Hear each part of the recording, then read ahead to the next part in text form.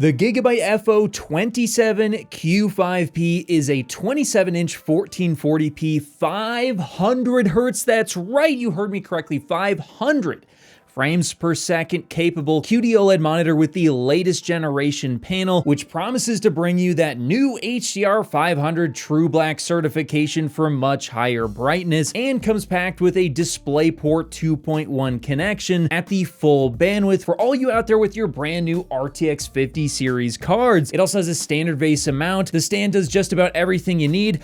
I don't have the price yet, but it does come with a 3-year warranty, including burn-in. So on paper, you might be asking the question, is this brand new mouthful of a monitor the monitor for me for competitive online gaming? Well, let's find out in today's deep dive video. If you don't know me, I am the display guy. I review everything from monitors to TVs to projectors. So enough about that, let's jump in. Now, real quick, I want to let you know Gigabyte lent me this monitor. I've already sent it back, so this won't be affecting any of my opinions. But anyway, let's talk about the monitor now. So if you've never owned a QD-OLED panel, what should you expect? Well, the first thing you may actually not realize, but is actually the biggest improvement, is that these things come with a glossy coating that, at least when viewed in a dark room, leads to incredibly good, not only depth and contrast, but also clarity. You will notice that this display is incredibly clear, and because it is OLED, you also get pixel perfect black levels, meaning that the contrast, again, in a dark room is insanely good. OLED's also insanely fast, making it excellent for gaming, and at a 500 Hz refresh rate, well, it's gonna be good in motion as well, leading to, especially if you're on an older LCD, I would say almost certainly performing better in your games,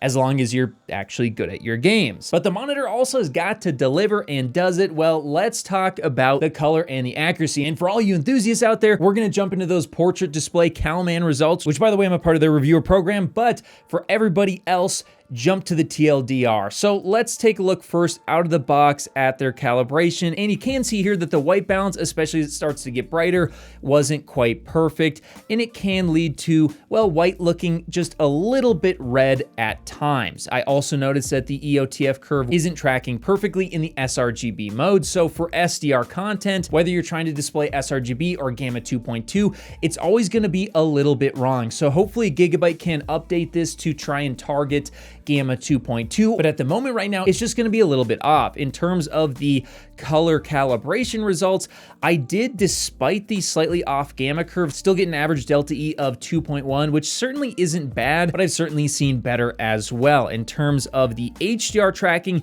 here it definitely does a little bit better. The white balance was a little bit tighter, and the EOTF tracking was also a little bit better as well. And in terms of the HDR color accuracy, it came in with a decent delta E average of 4.69, which isn't terrible for HDR on a gaming display. And for the BT 2020 HDR gamut coverage, I did see around 81% coverage UV, which is also very, very good for an HDR monitor. So the TLDR, look, in SDR, so if you're looking at older SDR content, there is a little bit of an issue with the white balance as well as the gamma tracking, so things might be a little bit brighter or darker depending on the content than it should be, and white objects might appear slightly shifted red. But for HDR, it's a little bit better. You're not gonna notice that as much, and honestly, you probably should be leaving this monitor in HDR and using things like RTX HDR to make the most out of this monitor, making all of your games and applications HDR if you can get away with that. So hopefully Gigabyte can improve its SDR experience, but overall, it's actually, I'd say, pretty good in terms of color and accuracy, especially considering that it is gonna MOG WOLED in terms of the colors that it can display. But now let's move on to the brightness and HDR experience, and I'll tell you guys up front, if you're looking for something that's gonna blow your socks off when it comes to HDR impact, well, you're gonna have to look at a TV. Unfortunately, monitors, especially OLED monitors, just aren't quite there yet. They don't get super bright. However, that doesn't mean that the HDR experience is bad. In fact, it's quite a bit better than the SDR experience, especially on this monitor, not only in terms of accuracy, but also in terms of the depth of the image. Now, that being said, in terms of the brightness, the Gigabyte FO27Q5P, what a mouthful, put out in my window brightness test at the D65 white point, 577 nits in a 10% window and 339 in a 100% window. Now, that's great for the 100% window because it means that you can get relatively good full screen brightness out of this for all of your desktop applications without really any ABL or automatic brightness limiter kicking in if you set up the monitor correctly, which, by the way, we'll have the best settings for this monitor linked in my Patreon in the description below, which also gets you access to the Discord. But in any case, unfortunately, the 10% window is just not there. If you compare this to something like a mini LED at the bottom, you can see how, well, unfortunately, HDR content isn't going to pop as much because it doesn't have the ability to put out insanely good highlight detail. Now, you can swap it into a higher brightness mode, but that does have other negative effects, and I don't consider it to be very usable. So this is really what you're looking at. Now, in terms of an actual game, once again, look, it looks pretty decent, but it's just not going to get bright enough. You can see here that it does come in kind of middle of the pack. You're getting around 425 nits on the highlight and 210 on the terrain for the scene in Baldur's Gate 3. And what I'd like to see here is actually, you know, in excess of 2000 nits on highlights and stuff like this. We're just not quite there, although again, it will look a lot better than SDR. But is it only gonna look good if you have it in a dark room? Well, if we take a look here at the ambient light handling compared to a WOLED like the LG G5 TV, you can see that unfortunately when I turn the lights on over the display, it does massively raise the black level from 0 all the way to 0.18. Now, that might not mean a whole lot to you, but effectively what it means is that the screen is gonna turn purple. And yes, unfortunately, it is gonna hide a lot of shadow detail, so you will wanna control the lighting if you choose to buy this display, if you're looking to get the best picture out of it. But now let's talk about gaming. This is probably the main reason you wanna even purchase this display.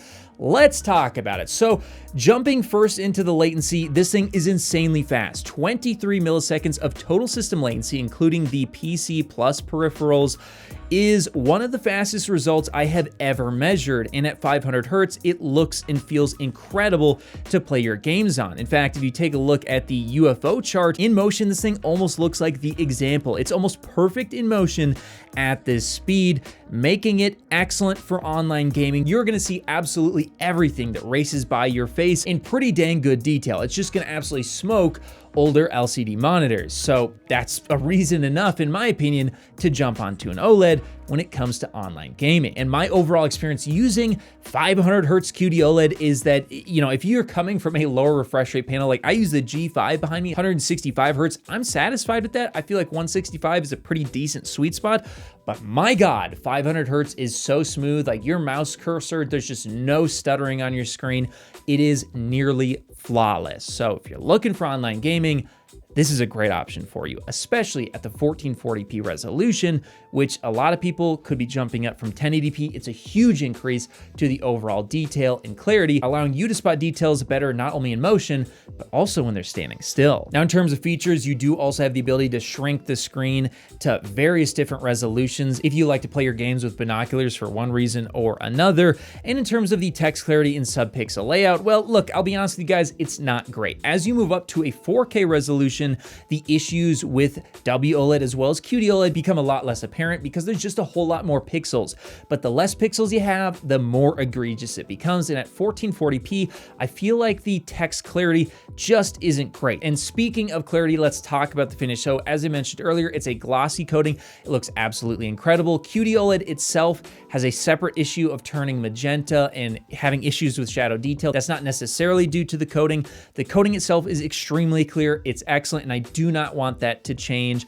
I want to stick with a glossy coating because it's probably going to be the largest upgrade this panel is going to afford you compared to, again, an LCD that you may be familiar with, that we've been flooded with. However, you will notice if you have very strong lights behind you that the one downside of using a glossy coating is that you will have direct reflections instead of diffused. I actually prefer that, but some people can get distracted, so be aware. Try not to put super bright lights behind you, but that's a small price to pay for the massive bump in clarity. Now, as for the viewing angles and panel uniformity, it's QD-OLED, so it's basically perfect, which is awesome. And strangely, this thing comes with sound.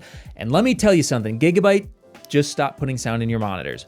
Oh boy, is it bad. Now, as for other issues, despite the fact that this is effectively pre-release and I don't even have a price for it yet, I actually didn't really have any, and the menu and firmware overall, it's a bit confusing the way they have the 4 different options to choose from that have their own options, but honestly, I don't think it's too bad. It's pretty responsive, and the only issue that affects all OLEDs is that at low, inconsistent frame rates, in dark shadow detail, you can get some minor VRR flickering, but it's unlikely to be a massive issue, and you can always disable VRR for those particular titles that may have a problem. So what do I think about the Gigabyte FO? I'm not even gonna try and say it. Look, it's an excellent gaming monitor. At 500 frames per second, you're getting insanely good, in fact, one of the best input latencies I've ever seen. You're getting some of the best motion clarity that can possibly be purchased on the market today, if not possibly the best. And at a 1440p resolution, it's gonna be way more clear than older 1080p monitors. And with a glossy coating, you're also getting a far sharper image with much more depth. So look, for gaming online, this is probably one of the best monitors you can possibly buy today. And if you're thinking about buying one, I will have affiliate links in the description below for you. However, it's not a perfect monitor. In a bright room, it's gonna turn magenta and it's gonna destroy the contrast. Also at a 1440p resolution, it's not only gonna be a little bit lower than some may prefer, but also you are gonna have more egregious issues with the subpixel layout, leading to not so great of text clarity. So for you coders out there, maybe go for a 4K resolution instead. And also for you purists out there,